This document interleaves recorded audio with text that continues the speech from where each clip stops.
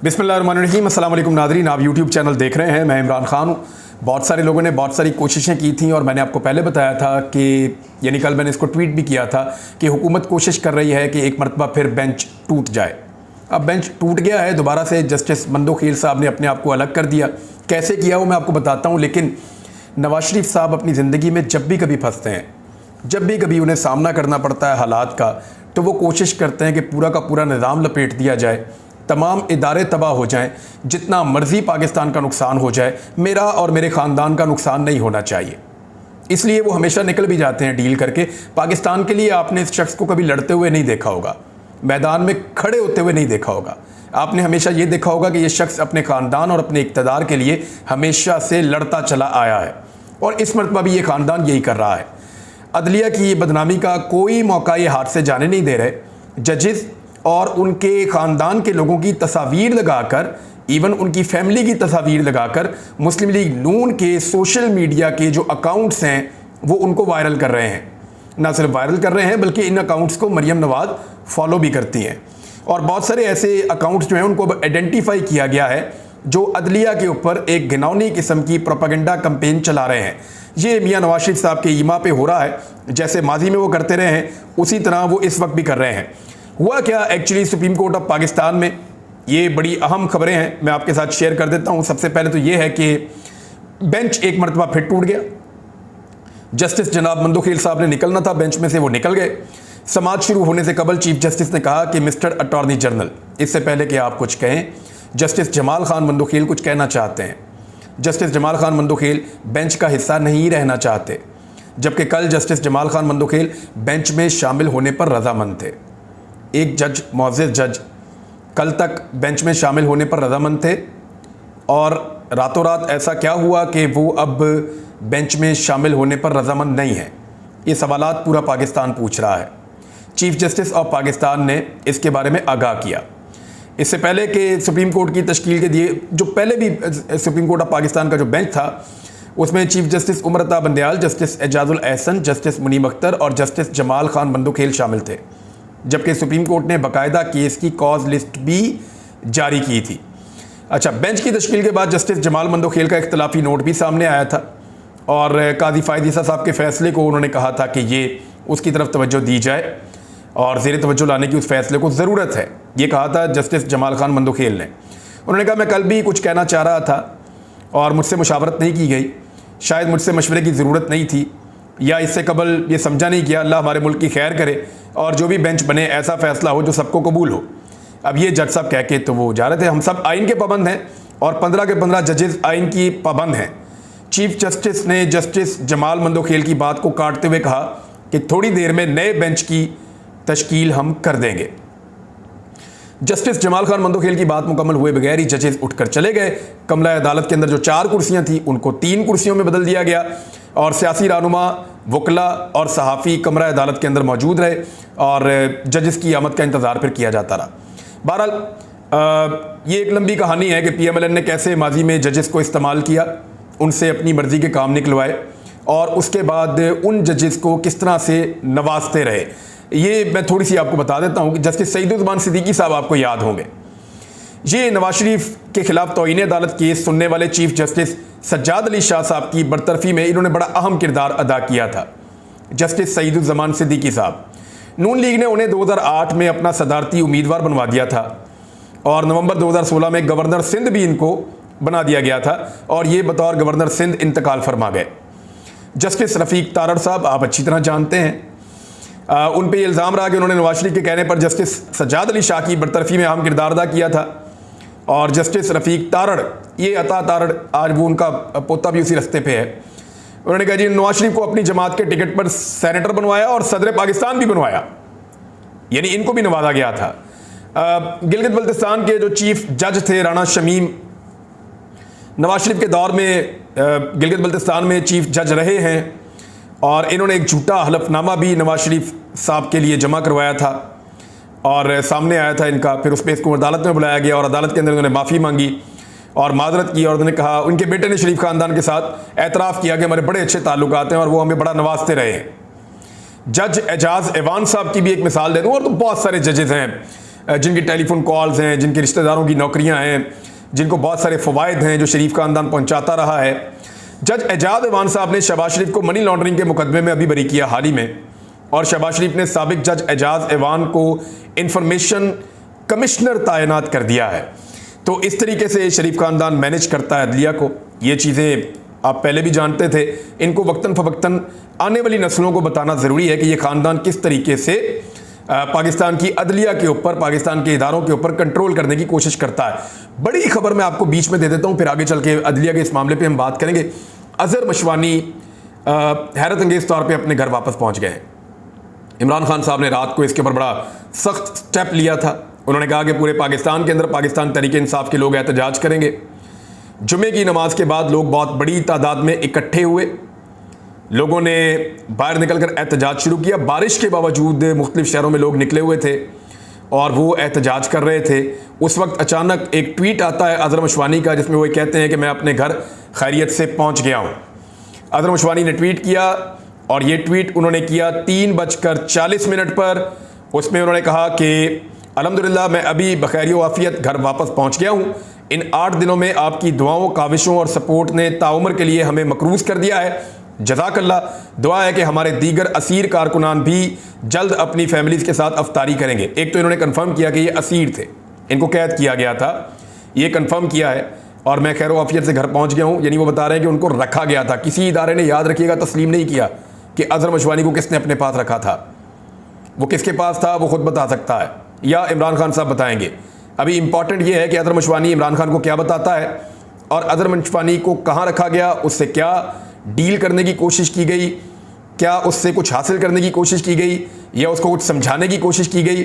ये चीज़ें अभी कबल वक्त हैं। देखते हैं कि अजहर मशवानी की इमरान खान साहब से मुलाकात करवाई जाती है तो उसके बाद किस किस्म की खबरें सामने आती हैं। ये पब्लिक प्रेशर भी हो सकता है और इमरान खान साहब के लोगों को तोड़ने की ये कोशिश भी हो सकती है। अजहर मशवानी का 8-9 दिन के बाद घर वापस आ जाना उनके घर वालों के लिए तो एक अच्छी खबर है, लेकिन बहुत सारे लापता अफराद अब भी गायब हैं और उनकी फैमिलीज उनका इंतज़ार कर रही हैं। मैं उम्मीद करता हूं जैसे अजहर मशवानी वापस आ गया है, वैसे ही वो बाकी लापता अफराद भी अपने ख़ानदानों से आकर मिल पाएंगे।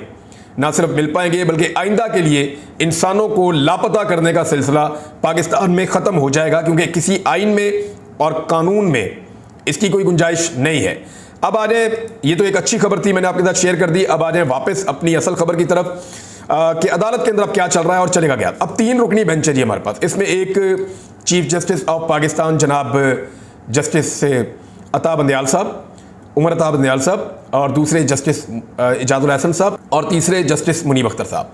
तो इस तरह ये 3 मुअज़्ज़िज़ जज साहिबान इस मामले को पीर वाले दिन सुबह 9:30 बजे दोबारा सुनना शुरू करेंगे।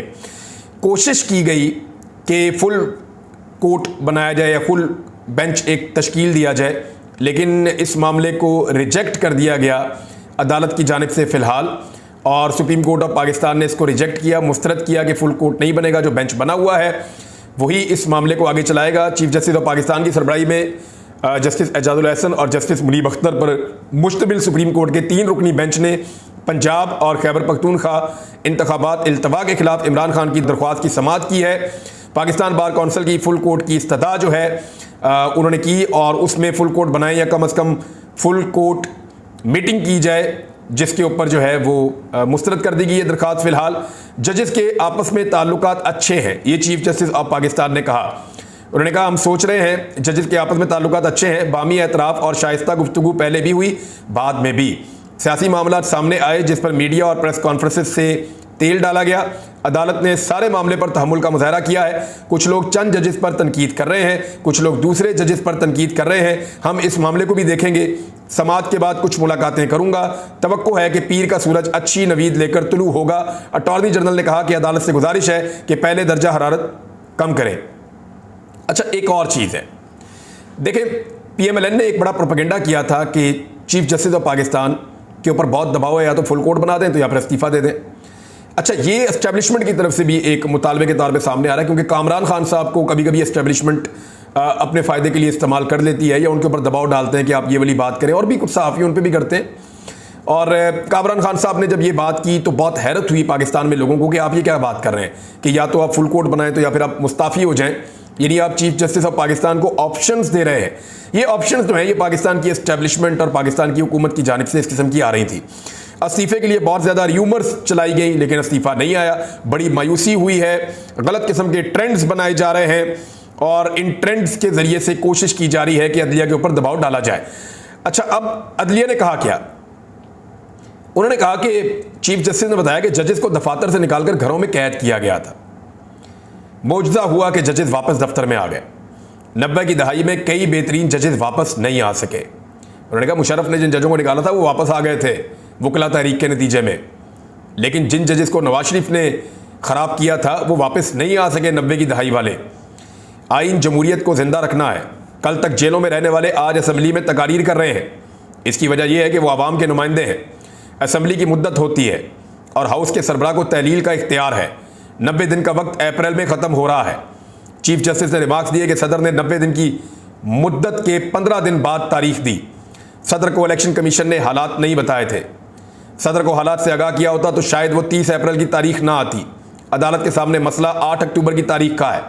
अदालत को ठोस वजह बताएं या डायलॉग शुरू करें। हुकूमत को माजी भुलाना पड़ेगा। उन्होंने कहा एक फरीक पार्टी चेयरमैन की गारंटी दे रहा है, शायद हुकूमत को भी माजी भुलाना पड़ेगा। असम्बलियों की मुद्दत वैसे भी अगस्त में मुकम्मल हो रही है। अगर हुकूमत और अपोजिशन के मुज़ाकरात हों तो कुछ दिन वक्फा कर लें। अगर मुज़ाकरात नहीं होते तो आईनी किरदार अदा करेंगे। अदालती फैसला बाइख्तियार होगा। ये हुकूमत और अपोजिशन अगर मिलकर, अदालत जो कहना चाह रही है, एक्चुअली जो चीज़ें जाती हुई नजर आ रही है वो ये है कि हुकूमत और अपोजिशन मिलकर तय कर ले कि इंतखाबात कब करवाने, बजट के बाद करवाने या बजट से पहले करवाने। अगर तो ये हुकूमत बज़िद है कि ये बजट देना चाहती है तो ठीक है, जून में बजट दे दे और अगस्त में इंतखाबात करवा दे। कोई एक टाइम तय कर ले और सुप्रीम कोर्ट ऑफ पाकिस्तान को वो तारीख बता दें, सितंबर में, अगस्त में, अक्टूबर में, जब भी इंतखाबात करवाने हैं वो एक तारीख कर लें। अदरवाइज फिर सुप्रीम कोर्ट ऑफ पाकिस्तान आइन के मुताबिक फैसला करेगी और आइन कहता है कि 90 दिन के अंदर इंतखाबात करवाए जाएं, इसके अलावा नहीं हो सकता। चीफ जस्टिस ने कहा कि आपको किसने कहा कि 2 जजेस बेंच से अलग हुए थे? अदालत का 27 फरवरी का हुक्म पढ़े, इसमें कहां लिखा है मामला चीफ जस्टिस को बेंच की असरे नौ तश्कील के लिए भेजा गया था। चाहता तो तमाम जजेस को भी तब्दील कर सकता था। अगर आप वही करना चाहते हैं जिससे मसला बना तो हमारी प्राइवेसी में मुदाखलत होगी। समाअत रोकने वाला हुक्म समाअत रोकने वाला हुक्म हम जजेस आपस में ज़ेरे बहस लाएंगे। आप दर्जा हरारत कम करने वाली ऑप्शन पर ही रहे, जल्द ही इन मामलात को सुलझा देंगे। अच्छा, फुल कोर्ट मेरे जहन में था, चीफ जस्टिस ने यह भी बताया। उन्होंने कहा कि फुल कोर्ट वाला मामला मेरे जहन में था। एक बात यह है कि मामूल के मुकदमात मुतासिर ना हो। बाद औक़ात तमाम जजेस दस्तयाब भी नहीं होते। गुज़िश्ता हफ्ते कोयटा, कराची और लाहौर में भी बेंच थे। इस हफ्ते भी लाहौर में बेंच था।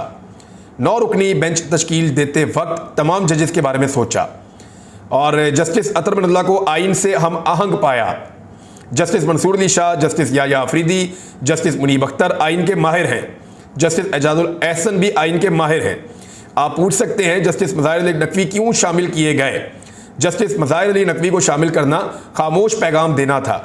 2 साल जस्टिस फ़ाइज़ ईसा केस चला और अदालत को सज़ा मिली।